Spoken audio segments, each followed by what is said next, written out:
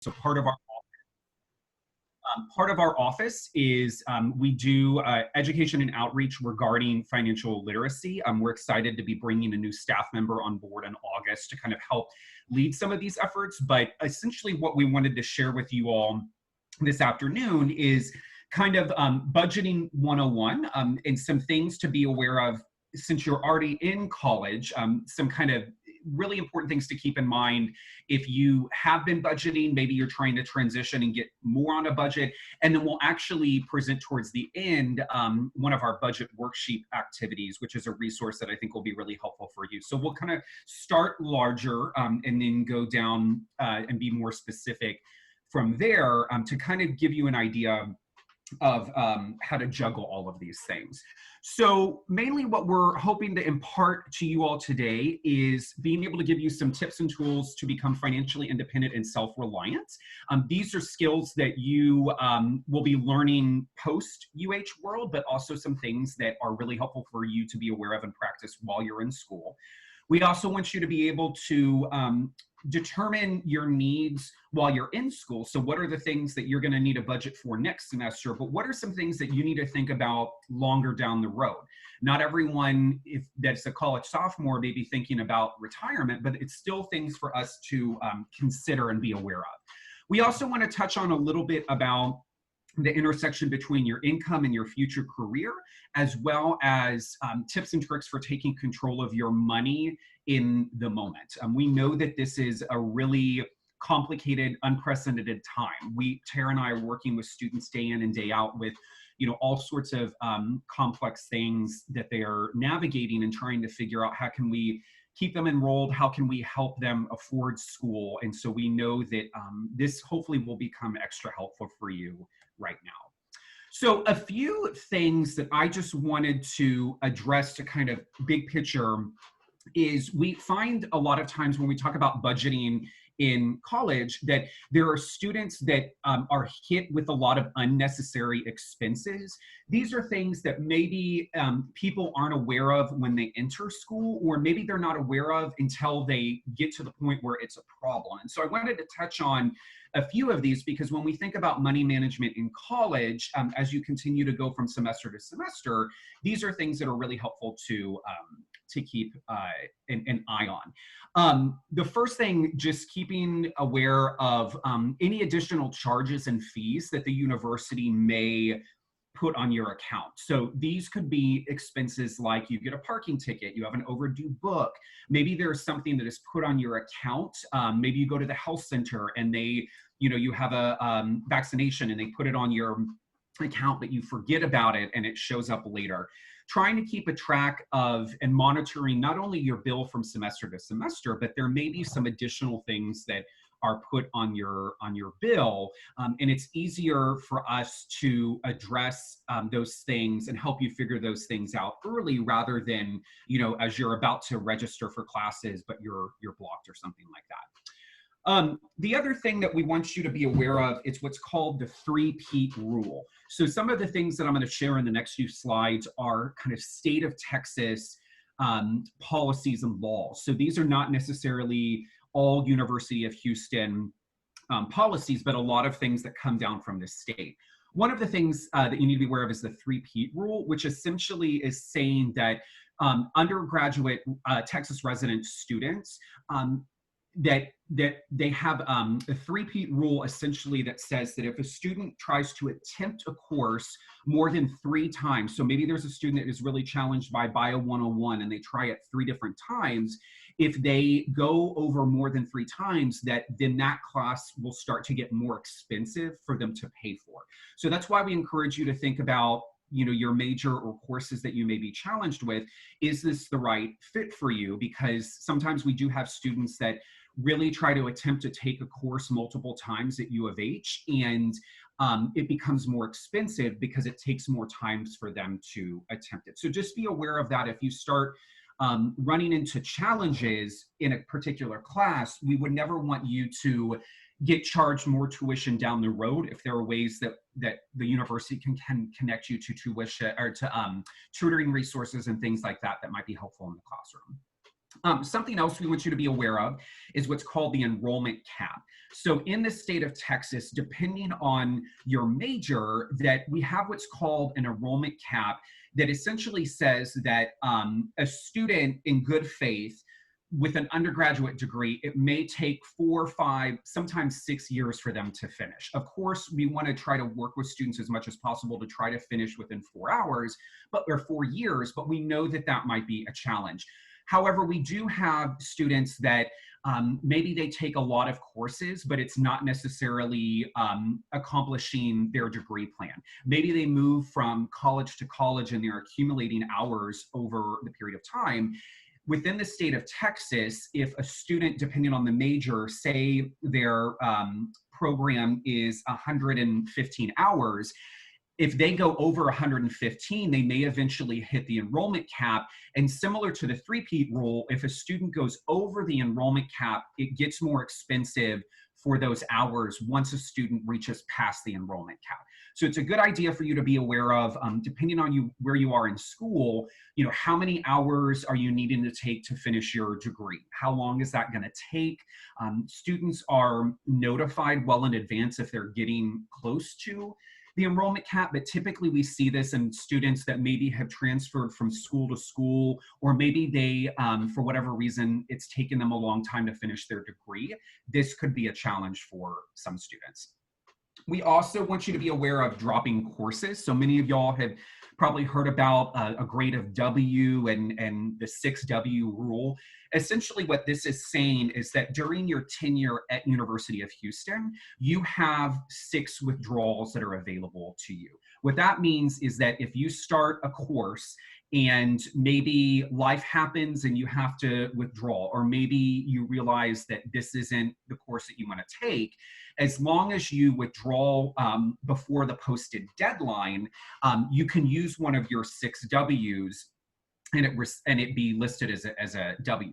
One of the things that we do want you to be aware of is that this is a different process than the refund process. So we sometimes have students that maybe they realize the first day of school, this class isn't for them, and they drop that day. But the longer that a student is in a class, the less of a refund they may eventually get back. So we encourage you that if you start off a semester and something happens and maybe you have to drop a course or it doesn't work for you anymore, or maybe you switch something, the earlier that you can do that and the earlier you can provide notification, the better for you, but also the university. So just be aware that if that's not done in time, that could be additional fees. We've had some students that wait until the last week of class in a semester to say, can you drop me from this class?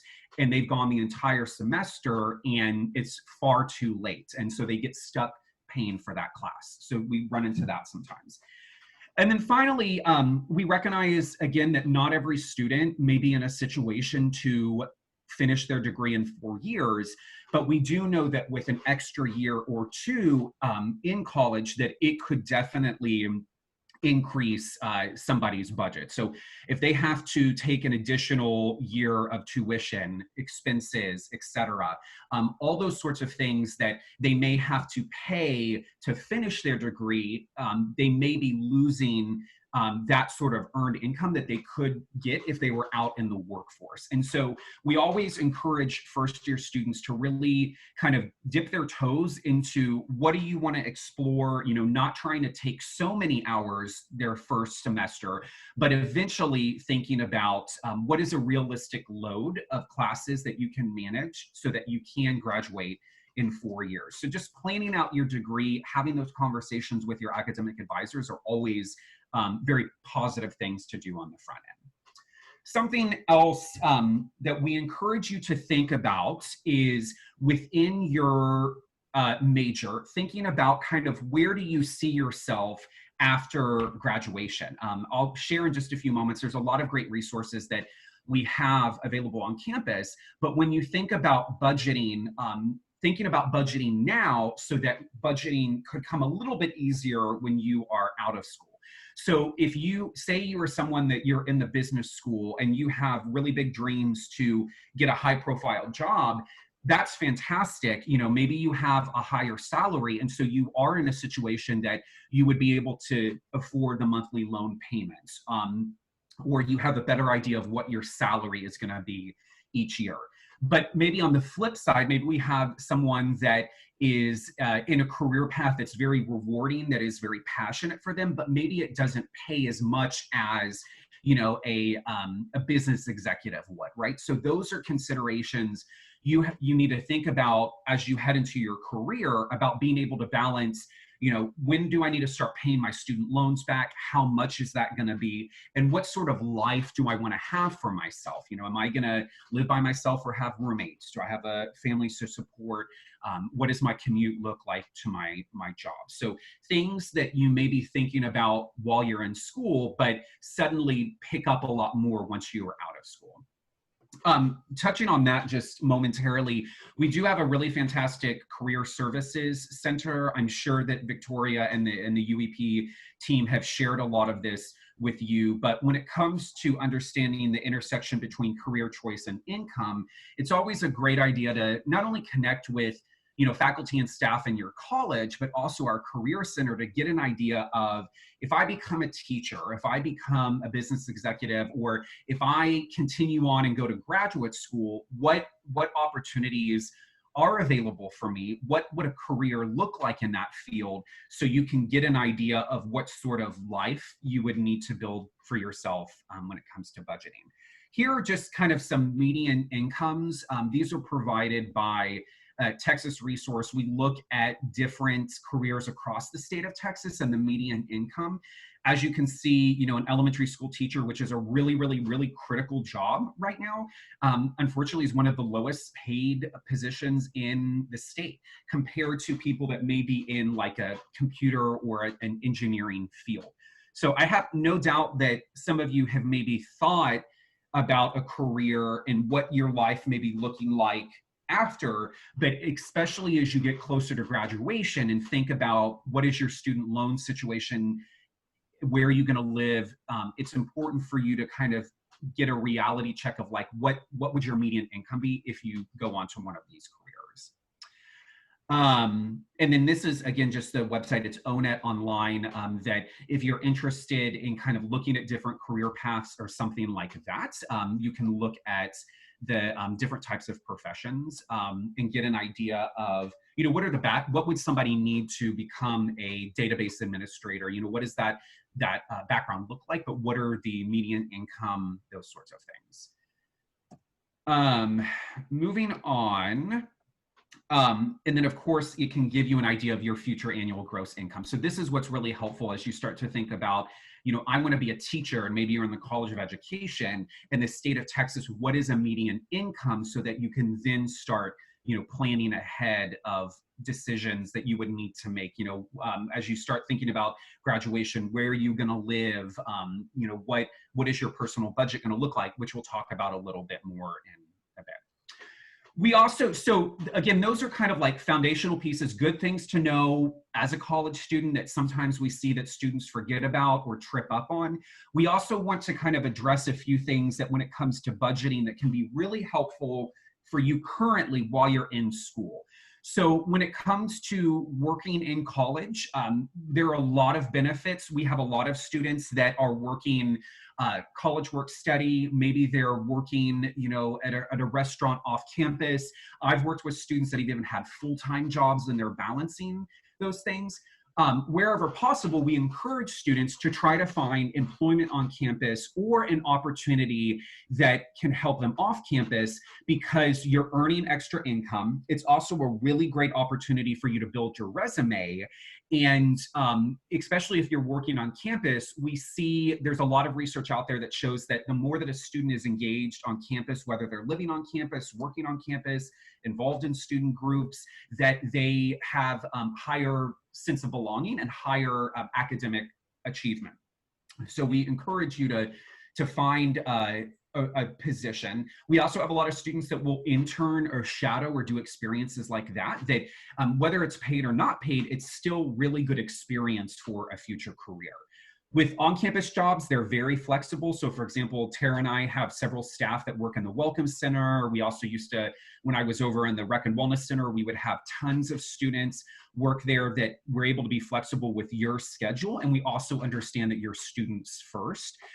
And with these positions, they're also flexible enough that, maybe you take a summer off or a semester off, or you need to cut down or get more hours. They are very understanding of the college student experience versus, maybe you're working an office job outside of the university that maybe is less flexible. But again, having a job while you're in school can be really helpful to start thinking about budgeting, but prepare you for life after graduation. When it comes to financial aid, Tara and I work significantly with students that are maybe challenged or navigating the financial aid system. The most important thing that we remind students year after year is that to complete the FAFSA or the TAFSA, you do one or over the other. So the federal government is for, the FAFSA is for federal government student assistance. TAFSA is for state of Texas. You only do one of them. You don't do both. But the FAFSA and the TAFSA are both available online. The FAFSA is available on October 1st of every year for the next academic year. So for example, for students for this coming year, so 2020, 2021, that application opened way back in October. And this is what we use, the University of Houston uses to determine what a financial aid package is going to look like for a student. So we encourage you to do this as early as possible, especially when it opens. We do have a priority date of January 15th each year, that if a student can fill it out between October 1st and January 15th, that we can present their financial aid package a little bit more quicker. Doesn't mean that a student that does that late won't be able to get a package. It just may take a little bit longer if a student is not submitting it until, let's say, yesterday. We had that situation with a student. With that, it's important to be aware for financial aid. It's more than just saying, I'm going to borrow this money from the government and eventually pay it back. You have to maintain satisfactory academic progress, which means that you are maintaining good grades, good academic standing in your program, but you are also making progress towards a degree. So there's a difference between a student that is in biology that the first semester is taking all of the intro level science courses versus someone that is just taking whatever they want. That may be seen as them not making progress towards a degree. So it's important that you follow your academic plan, because if you're not attempting the correct hours or you're not maintaining your GPA, it may impact you in the future about ability to retain financial aid. It's also important that you realize with financial aid that if you borrow it, eventually, that money accumulates and then you have to start paying it back after graduation. But depending on what happens to you as a status of a student, say you do have to withdraw or somebody stops out or drops out, they have to remember also that if they've taken out financial aid, they need to reconcile. That money just doesn't go anywhere. So sometimes we have situations that a student takes financial aid out, and then has to leave school for whatever reason. They don't necessarily do what they need to do to notify the university officially or give word that if they withdraw too early, they may have that aid charged back to them. So it's important that you understand, the ramifications of taking out financial aid, which is a fantastic resource, but know that there are responsibilities that you'll have to keep up with while maintaining that aid. Some things that are really helpful in terms of financial aid: the less you borrow, the less you have to repay. We have had situations that, say a student is eligible for a lot of financial aid, say they get X amount of money, that money is available for them to use in the fall and the spring and the summer. So we always encourage students to really think about how much money do you really need for the fall semester, because that money that you're being offered has to last you through the rest of the academic year. I had a roommate of mine years ago that took out a lot of financial aid and used some of his financial aid to pay for a spring break trip, and had a great spring break trip, but at the end of the year had less money to pay for spring and summer. And oh yeah, when he graduated, he had to pay all of that money back as well. So really trying to understand, on top of your tuition and fees, if you need assistance for beyond educational expenses, maybe it helps pay for housing, maybe it helps pay for a meal plan, things like that. You can use that refund to help pay for those expenses. So for example, maybe you only need $8,000 for a semester, but you have $10,000 available. You can either take the $8,000 and leave the rest of the money for next semester, or you can take a refund and get $2,000.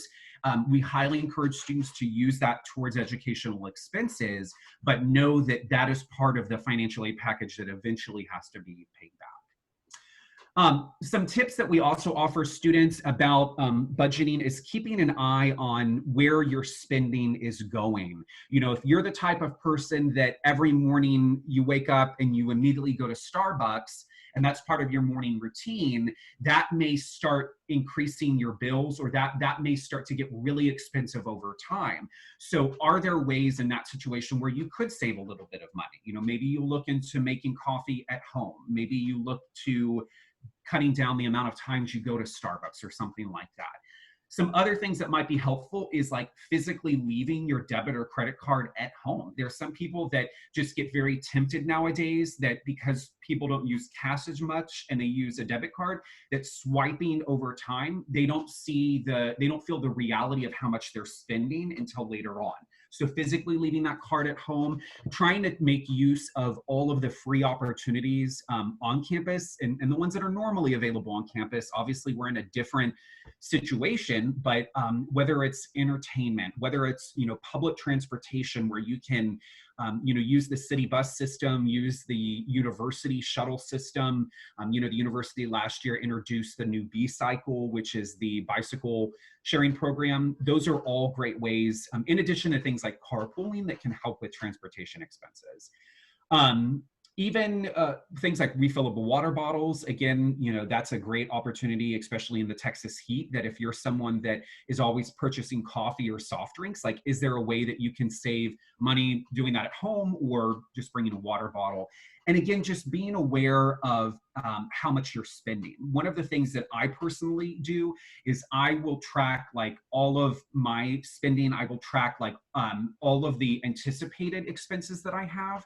And I use mint.com, which is a free website that helps you track, where your credit card's at, where your student loans at, where are you with this month of your income, and finding a system that works for you so that you don't get halfway through the month and realize you've spent all of your money, but you still have all your bills to pay. So figuring out a system that works for you. With cutting expenses, again, we know that, again, here are some suggestions.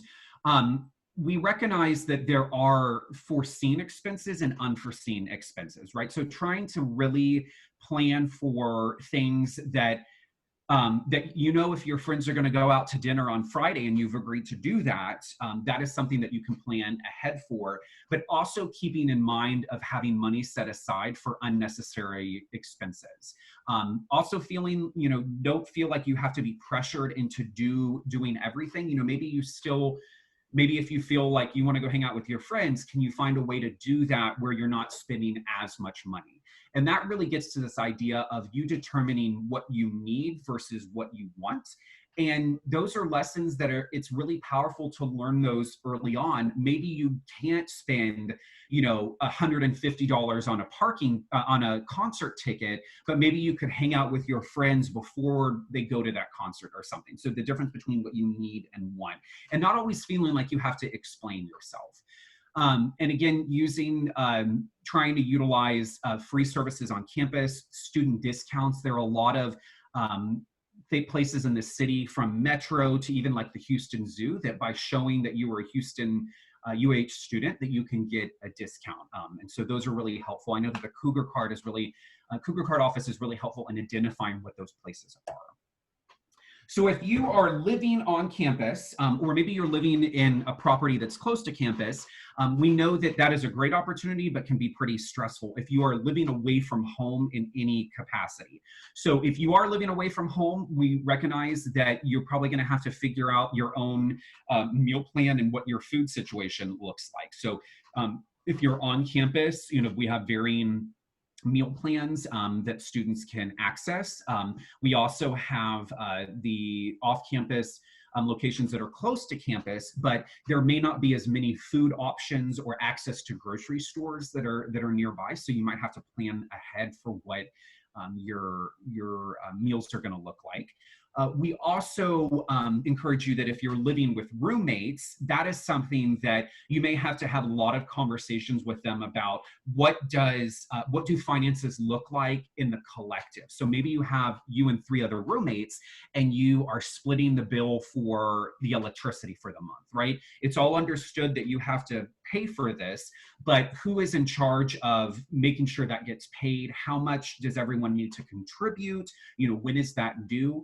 The university is not in the business of negotiating those things for students. Sometimes we have students that come to us and say, I'm having all of these issues, but it's that they've never addressed those things in the first place before they become a problem. So thinking about that, if you do eventually move away from home, if you live on campus or off campus, what are those associated costs versus what you may be living with if you stay at home? We have some students that they get to college and their parent or their guardian is totally okay with them staying at home, but maybe there's an expectation that you start contributing a little bit to the household. It's important to think about those ahead of time. One of the other big things that we see a lot with college student budgeting is credit and understanding credit cards. Unfortunately, this is an area where we've seen an increase of students taking more and more credit cards out and increasing the amount that they put on those credit cards. But unfortunately, also the credit card companies are aware of this. And so sometimes we actually see credit card companies almost appear as predatory in the sense that, you get a brand new freshman in and they say, oh, sign up for this credit card. It has low interest. You can help pay for this, this, and this, and not have to worry about it for 6 months. At the front end, it sounds really great. But if you're not someone that's aware and understand how things like interest rates work, how does that impact your credit history? So it's always important to understand the impacts of what you're signing before you sign something. With credit, everyone has their own credit score, and your credit score from the moment that you took your first credit card out is something that follows you along for the rest of your life. So if you are considering buying a home or buying a car or things like that, they will check your credit history. And it looks at things like how long have you had credit? If you've had credit for 1 year versus 20 years, they may be more inclined to lend to someone that has a longer history of staying on top of their bills. Other things that they consider is, how much have you paid and how much credit do you currently have? It's always a good rule of thumb that you're paying off the minimum or more than the minimum on a credit card balance. But if you fall behind, that is something that can really complicate your credit score. And there's a lot of free credit score things. You see them all the time, on TV, where you can check your free credit score and it doesn't impact your credit score. But that's just a good idea, for websites like Experian or things like that you can get a free credit check and understand maybe how your current decisions are impacting your current credits. So with credit cards, if you have a credit card, some of you may be in a situation where you're solely responsible for your credit card. We always encourage students as they're starting out with credit cards to limit it to one card.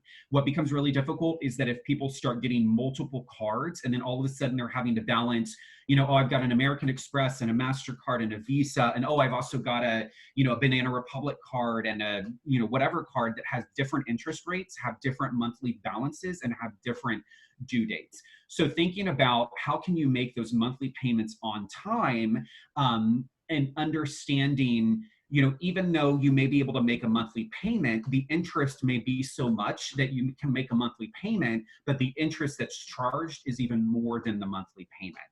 So understanding those things, trying to avoid late fees, keeping the balances low, and only opening new accounts when necessary. There have been some situations, I'll give you an example, where Like we had to have some major house repairs done in our front yard. We were told, you have to get your driveway repaired, or, we as your home insurance company is not paying for that anymore, right? Well, suddenly we were faced with like $8,000 or $9,000 of a driveway repair we weren't expecting. And that could be a situation where if you absolutely have to, you can open up a credit line to finance things like that, to finance, home repairs. But sometimes we do get in situations where people will do that for things that they don't necessarily need. So somebody opens up a brand new credit card just to get a brand new car, rather than looking at some more affordable options. All of those things impact your credit line over time. And then here with debt repayment, again, depending on your balance, you can see that based on the interest rate and the monthly payment, it may take different points of time to pay off something. So if you have a credit card for $2,000 that's monthly payment is $40, it's going to take you a while to pay off that all in $2,000. Also, if you are adding to that balance, it's going to take you even longer. So just keep that in mind, that you may be great about paying a balance, but it may not be actually addressing the entire balance over time. Let me skip this real quick because I kind of addressed some of these things, but just being aware of, where you can change your daily habits to save money. When it comes to saving and investing, this is also something that we want to touch on that is helpful for college students, but also soon to be graduates, is understanding saving and investing. So Tara and myself, we are not investing experts, saving experts. We do not claim to be anywhere near that. But what we do know is that it's good to think about what happens if, what are the goals that I have for my future? Maybe you graduate your undergraduate and you want to take some time off from school and get a job, but one day you want to go back and get a graduate degree. That's a great goal, but how are you planning for that? Can you save and put aside $100 every single month? Can you do things like fix your expenses, or even do like auto pay for your bills? So maybe you have a gas bill, electrical bill, internet bill, phone bill, all of those sorts of things, that starting to get an idea of how much is that expense going to be each month, and then automatically having that paid for at the beginning of the month so that you can pay those bills and not have to worry about that. Also, we encourage you all that there may be investment opportunities or things that we encourage you to get professional support and guidance, but maybe you do have extra income and you've always been interested in, what does it mean to buy stocks or bonds or things like that? Those are things that could be helpful for you in the long run. But again, we encourage you to kind of get professional advice about those things. When it comes to paying yourself first, what we mean by that is, say you get paid on the first of a month, and say your paycheck is, $5,000, right, after taxes. Thinking about all of the things that you would need to pay for to keep yourself afloat that month and above. So can you do those automatic transfers or payroll deductions? So maybe you have to pay for 5 bills that automatically that money that is paid. So you don't even have to pay it yourself, that it's automatically paid for and taken out of your bank account. Based on your employment, you may be able to do payroll deductions. So if you were charged for things at work, like Tara and I, we have to pay for parking at the Welcome Center, that can be automatically deducted from your payroll. And maybe you have other things that work for you. So you keep all of your spare change over time, and at the end of every month you take it to the Coinstar machine, or whatever the case may be. Maybe you have goals that you keep track of. Maybe you set money aside of some sort. Thinking about those things ahead of time, so again, you don't get in the middle of the month or the end of the month and really are stretched for cash.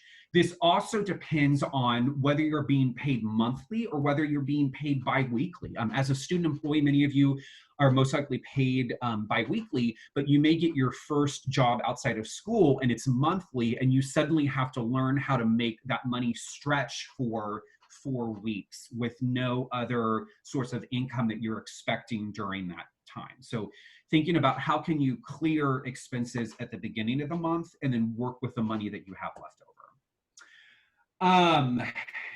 So one last thing that we want to mention about retirement. Again, we are not retirement experts, but it's things for you to be aware of. That these are things that once you graduate from college, that you can start making decisions about. What sort of retirement plan do you want to enter into with your employer? So, like at the University of Houston, we have a employee retirement plan through the state of Texas. U of H, as an employer, makes a contribution each month, but you also can add and take pay money from your paycheck to add to your retirement. You also can, there are all sorts of separate retirement plans. So Roth IRAs, which are types of plans that are run through banks and other private companies that again are additional ways that can add to your retirement. What we hope for students and people that over time that they are planning ahead of time so that when the day comes that they retire, that they are able to get near or around the same amount of retirement payments each month as they did when they were making money in a salaried job. But the only way that somebody can get there is by contributing over time and making sure, you know, they have an employer that is contributing over time as well. So we wanted to segue into kind of developing your financial plan in the last few minutes. And so we encourage you, as we start to think about those, thinking about, you know, how are you borrowing wisely overall for your education? So this activity is going to be kind of thinking about while you're in school. Are you taking out, you know, enough money? If you don't have enough financial aid left, what are your options to pay for school outside of that? Using credit, again, only in a positive way that makes you not get piled down by a lot of credit. Again, we talked about saving and investing and thinking about those things early. And then finally, we also talked about thinking about part-time jobs or even an intern type experience that can help you make an income. It may not be a significant one while you're in school, but you're also strengthening your resume. So kind of putting a bookend on those things before we move on. So this last section, I'm going to go through and talk about creating your financial plan. So this is a really great activity, and we've got some resources which I'll share with you in just a moment. These are things that you can start doing today.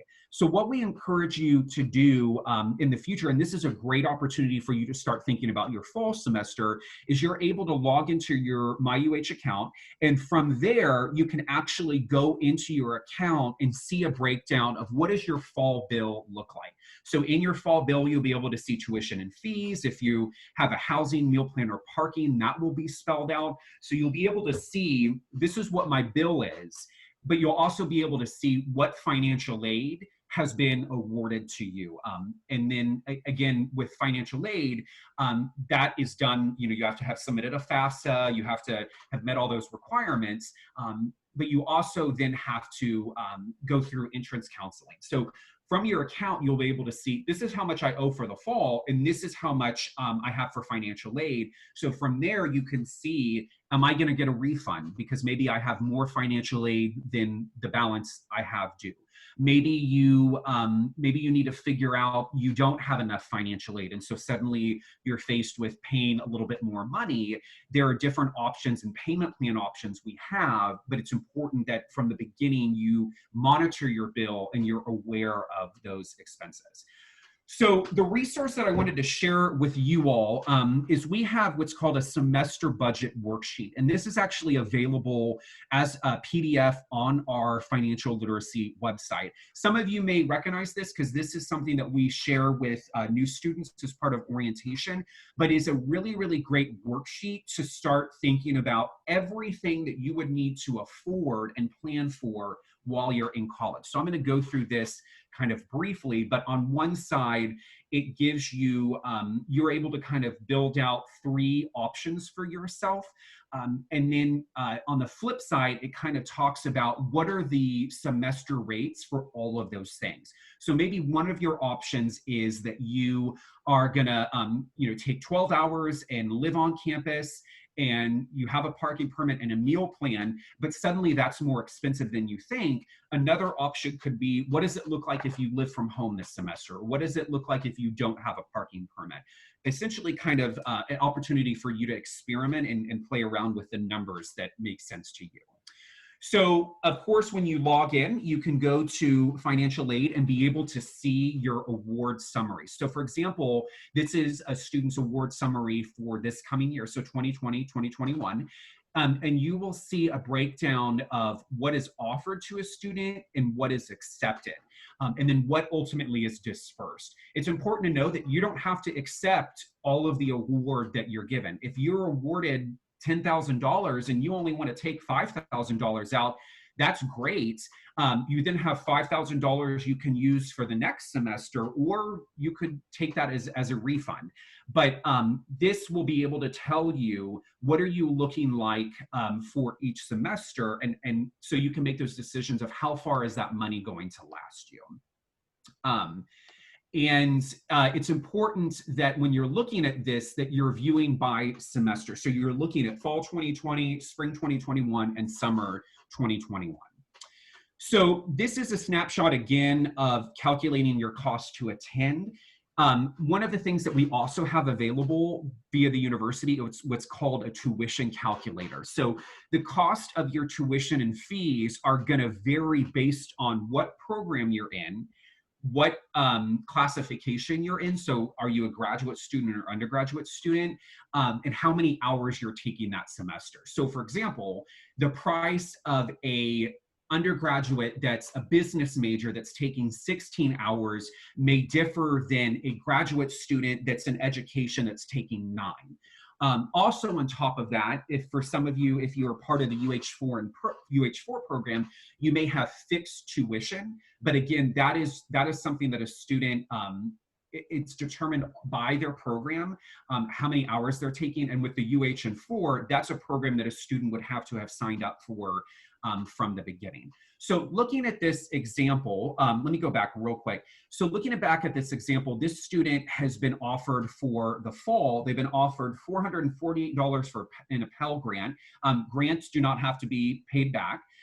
But loans do. So they've been offered a subsidized loan of $1,750 and then an unsubsidized loan of $1,000.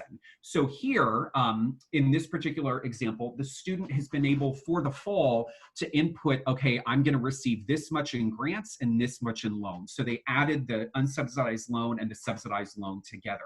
So altogether, it's looking like they will probably have close to about $3,200 of financial aid available for them in the fall. So then they have to, again, start thinking about their tuition and fees. So this is a snapshot of the tuition calculator that I mentioned. So it's based on your residency, what college you're in, how many hours you plan to take, and then that will produce like an individualized snapshot of what are those expenses going to look like. So here, this student is enrolled in UH&4, and so they would have the fixed tuition, but not everyone, again, is in that situation. So for this student, maybe they were a business major, they were going to take 12 hours, and they are a Texas resident, that this is what their tuition and fee bill would look like just for the fall. From there, we then could work through the worksheet to determine what are other expenses that you anticipate. So once you have the big number, an estimated of the big number of tuition and fees, it's kind of up to you to figure out what does everything else look like. So when it comes to books and supplies and laptops, maybe you only need to buy a laptop once, but you have to buy books every semester. So estimating what that expense looks like. When it comes for housing, again, this is going to differ. If you were living at home and don't have to pay for housing, that might be a 0 for you. But if you're living on campus, or maybe you're living near campus in a private-owned building, that we have, especially for the university housing, we have the semester rates posted. So as you can see, like Moody Towers, if you're living in a double, that's one of the less expensive options, versus somebody that wants to move into the brand new quad building with 3 other people, that's over $4,200. So you have to remember that this is per semester. So this student, maybe in one of their columns, they're considering living in CV1. The second option, they're looking in CV1, but then the third option with the more expensive tuition, they're thinking, okay, what would it look like if I lived in Moody Towers? So this would be able to give you the opportunity to kind of chart these things out based on your housing options. Same thing with the meal plan. This is something that all of the meal plans are spelled out on campus, so you can kind of see what your meal plan options are, and they go to some of the more expensive plans where you have Cougar Cash and guest passes and exchange rates that you are able to go to not only like the all-you-can-eat dining facilities, but you can also do exchanges for meals like at Chick-fil-A or Panda Express or something like that. There are some meal plans that it's important to be aware that are not, that you cannot access any of the dining facilities on the weekends. So just being aware that if you're gonna live on campus or close to campus, what does that mean for you? Do you want to access the facilities every day, or is it just 5 days? And then if you are a off-campus or commuter student, it's going to look a little bit different. They have similar plans, but those plans are built out with the understanding that you're not going to be living on campus and you're not going to be here the entire time. But again, you're able to choose from one of these plans and sign up for it, and then you'll need to budget for the necessary expenditure. So you've got the platinum, gold, silver, and bronze plans.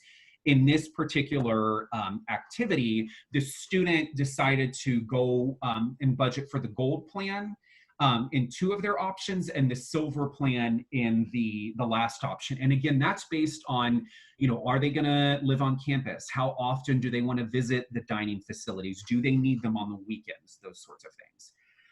One of the other things that we encourage you to think about ahead of time is parking. Some of you may not have to worry about this, some of you may do. Right now it's in the period where parking is in the process of people picking what their parking situation is going to be next year. So you can get a garage spot, which is usually a lot more expensive, or you can get in the new zone parking, which means that you're not given a direct parking spot, that it's kind of zone parking is available in different parts of campus. So if that works for you and you're commuting, that's great. It's a less expensive option, but you also have to think about things like, how long is it going to take me to get to school? Am I getting to school at a time where it's really difficult to find a parking spot?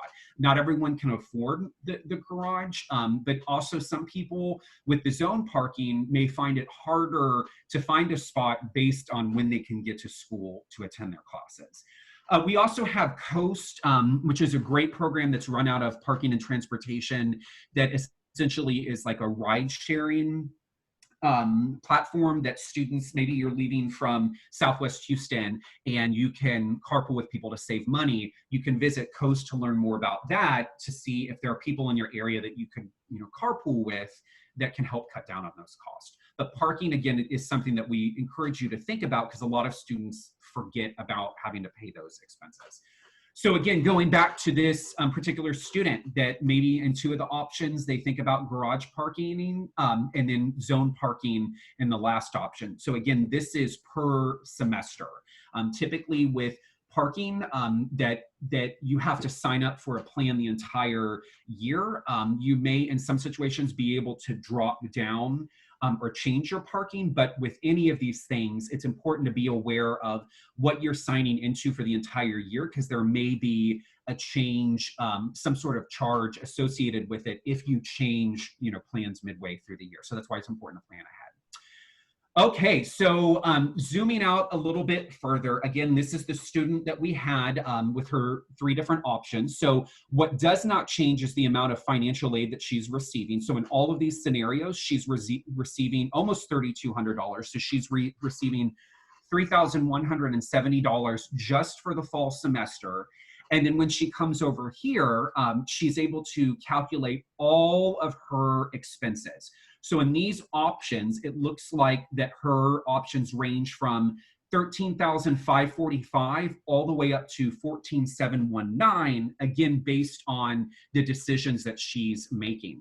So what she is able to see as a student is, based on my anticipated expenses, what am I going to get in financial aid? So, for example, with option one, that leaves her with a deficit of $11,549.51. That's a lot of money, right? So at that point, the student would need to start thinking about a few things. If they have exhausted their financial aid options through the University of Houston, are there additional scholarships? Are there additional opportunities to work on campus to help counter that balance? Maybe she has to make the difficult decision, I'm going to stay at home this semester to be able to save money. So then, that may take off the housing charge from her account. Maybe she is making decisions to do less of a meal plan or a lower cost parking option. It's easier to think about and make those changes ahead of time than try to totally switch things up midway through the year. So again, this is a really, really great opportunity for you to visualize these things and do this every semester. So say she does get in the situation where she has a balance left. We do have different types of payment plans that are run through Student Business Services. We have an installment plan where essentially students can pay their total balance, not including financial aid, over 4 payments. So say she's got, $9,000 left for the entire fall semester, she could break that up into 4 payments that are due throughout different times in the semester. We also have what's called the short-term or the long-term deferment plans. The short-term are for students that are only living on campus, and what that means is that they will get 45 days to pay their full balance. Same thing with emergency deferment. This is for off-campus students, and what that means is that they would get 90 days. So maybe a student is living on campus and they're in, some sort of financial difficulty where they can't pay their full balance right up front, but maybe they're able to look at additional options, get some family support, take out a private loan, something like that. The short-term deferment plan might be a good option for them because then they are able to take the first few weeks of school to figure that out. But what's important to know is on that 45th day of school that their full balance is due. So we do have a lot of ways that we're able to be flexible and work with students, but that also comes with the understanding that students are monitoring their bill, that they're being responsible with their financial aid, and they're anticipating these expenses to begin with. And then finally, we wanted to share some of the deadlines. So August 18th is the fall due date for tuition and fees. So if you were paying in your first payment, you can pay it all in full. You can pay it then. It's also the due date for the first installment plan. So if you were one of those people that you have $9,000 left and you want to break it up into 4 payments, that's great. The first payment has to be selected by August 18th. The other thing that August 18th is that if you do want to do either the short-term deferment or the emergency deferment, you have to select that within your account. So just know that August 18th is a really, really, really big day. You have to have made the decisions about how you're going to pay up front or how you're going to pay over time. If you've got specific questions, the Student Business Services call center is a great access point to be able to ask those questions. And then of course, on our website, we also have all of the billing due dates. So you can see for the fall, when is the first installment is due on August 18th if you use the installment plan, but you can also see, when the second, third, fourth installments are, so you can visualize your semester and know when those deadlines are coming up. And then finally, with the refunds, again, if you accept more financial aid than you need for a semester, so you are given $8,000 in financial aid, but you only need $6,000, you can be refunded $2,000 that is refunded directly to you through Bank Mobile, which is an app that we use that it is either put on a Bank Mobile debit card, so you would get a debit card with $2,000 preloaded on it, or what most students will do nowadays is they'll do a direct deposit. So you would get that refund of $2,000 directly deposited into your bank account. We just always encourage students to be aware that that refund is something that you'd eventually have to pay back, and make sure that you're using that refund, again, to pay for school-related expenses, and maybe not necessarily, a spring break trip like my friend did a few years ago. Okay, with that, just some final tips we want to leave you with. We always encourage students, make sure that you are checking your UH email because that is our official mode of communication with everything financial aid, enrollment services. Make sure that you're attending your classes, you're physically going to them, or you're virtually attending them based on your mode this coming fall. That you're also maintaining SAP, the satisfactory academic progress. So that you're completing your courses, that you're getting good grades. If you're starting to get into academic trouble, reach out for support from your professor or launch the tutoring center early because the earlier that we can help you and the earlier we can connect you with resources, the better. So it's harder to do that later on in the semester. And one final thing, that if you do get to a point that you are considering dropping a class or doing a term withdrawal, which means you entirely leave for a semester, make sure that you connect with financial aid, because if you are connecting with financial aid, they're going to be able to tell you, if you leave today, this is how your financial aid is going to be impacted. Same thing with business services. If you leave at a certain point in the semester, you may still owe money. So know that any sort of stop out or withdrawal, even if it's a medical withdrawal or an administrative withdrawal, may come with some implications that we want you to be aware of, so that if you do ultimately come back to UH, we're able to get you seamlessly back into the reapplication process to come back if you do that process. Okay, and as I mentioned, again, make sure you're checking your email. Right now, the Welcome Center is physically closed, but our Enrollment Services call center number is available here. We also have new virtual appointments where students are able to go into Navigate, which is through your Access UH, to make virtual appointments so you can talk with people in these offices like I'm presenting to you now about what's going on with your financial aid, your bill, that sort of thing. And all of that information is updated on our Enrollment Services call center. Okay, so I know that's a lot of information and we just hit 2 o'clock, but Tara, are there questions that you think might be good for us to address while we've got just a few moments? We do not have many questions. Okay. They might start to come in now, but if you could mention the app that you use again for your budgeting, your personal budgeting. There was a question about that. I use what's called mint.com. It is free. Let me show you real quick. So this is what it looks like. It's Mint, and you can download it from the App Store. But what's neat is that you can connect all of your bank accounts, if you have car payments, loan payments, anything like that. I love it because it puts everything into one app so you can see everything holistically. A few years ago, I was just, paying my credit cards off as I went along and not really fully understanding how it contributed to the larger picture. So something like that is a great tool. And again, it's free. Another question was about scholarships. So the Office of Scholarships and Financial Aid has actually a brand new tool that's available to you through your MyUH account, where you can put in specific information to you to generate a list of scholarships that you specifically would be eligible for based on the criteria that you enter. So that's a new opportunity that if you haven't checked that out, make sure that you do that. And that's called Scholarship Universe, and it's in, when you log into Access UH, there should be a new icon for you to be able to do that. And then there was a question about doing a presentation on retirement. So Patrick and I are not well versed in that particular area, but we currently have our financial literacy counselor position vacant, but we will be having a new team member join us before the fall semester who would have more knowledge in those specific areas. So we wouldn't be able to provide that for you now, but Kate or Katherine, if you want to reach out at that email listed on the screen there in about a month or two, we should be able to support you in that way.